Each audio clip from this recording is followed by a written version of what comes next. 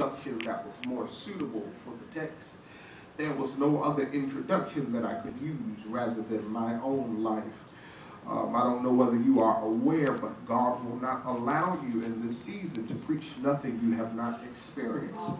So it is now that God is causing us to be living epistles to be read by all men. I, like Mephibosheth and David, we share some of the similar characteristics. I grew up with no father. I have no father, and I have no one to give credence to as it relates to the pendulum of my birth. And it is that I was taught that my mother used to say things to me like, I'll be your mother and father, but it is impossible for you to be my mother and my father unless you are a hermaphrodite. Can you clap your hands? So it is that you have to understand that it is impossible for you to be a mother and a father. My mother used to make those statements quite often. She used to say, I'm your mother and I'm your father. But she was attempting to fill shoes that was impossible for her to fill.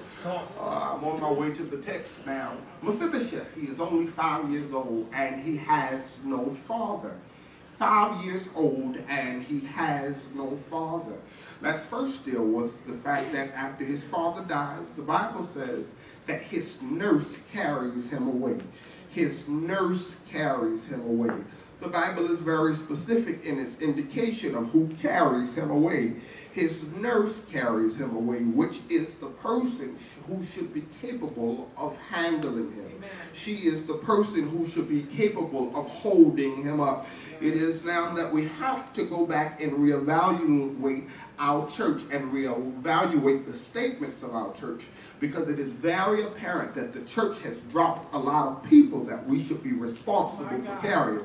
It is that this is his nurse. This isn't someone that is unskillful in carrying a baby. She is a nurse, so I'm certain that her employment comes with the job description that she has previously carried babies. And it is now that we have to reevaluate, because there are so many people that are frustrated with church because we've dropped them, because we mishandled what we were meant to carry. That's why it's very important that the Bible gives clarity that there is no father in the picture, because where there is no father, that means nurturing comes from a mother. So now it is that we have to be clear that Mephibosheth, he has no one to nurture him. He was dropped and he was broken. And if that's not enough, the Bible goes on to say that Mephibosheth, he goes to Lodabar. So not only am I broken, but I go to a low place by myself, and there is no one to come and help me out of it. I don't know about you, but some of the worst times in my life, and I have a lot of friends, but I can't normally find nobody when I'm going through. I don't have nobody to call me and to tap into the season when I'm going through. Everybody's there for me when I'm good. And when you have money, everybody's there for you. And when it's a benefit to them. But the moment that you don't have, and the moment that you're broken, there's no one there to minister to you. So Mephibosheth now, at 5 years old, not only does he have a father, but he has no one to nurture him properly. He is mishandled and he is left in Lodabar. He goes to Lodabar and he stays there. He finds comfort in a low place.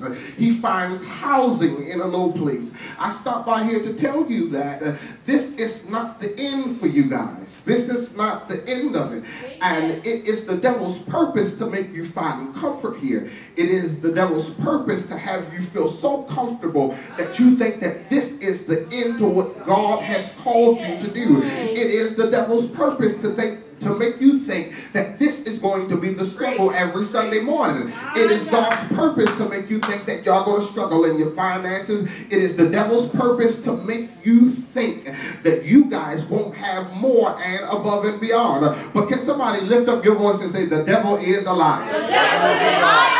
It is now that it is the devil's purpose to make you believe that you will not have what God told you to have. And quite naturally, I'm going to change the addendum. Not only is it the devil's purpose, but it is God's purpose to make you also believe that same thing. What do you mean? The Bible says, it says he is the maker of the weapon and he is the maker of the weapon maker, which means that not only does God create the enemy, but God is in charge of the tactics of the enemy. Now I'm frustrated. Now I'm frustrated. Now I'm frustrated. Because the God that I'm expected to serve is the same God that seems to be working against me. Now I'm frustrated because I could see if this was an enemy, but I'm serving the same God who seems to be watching my demise.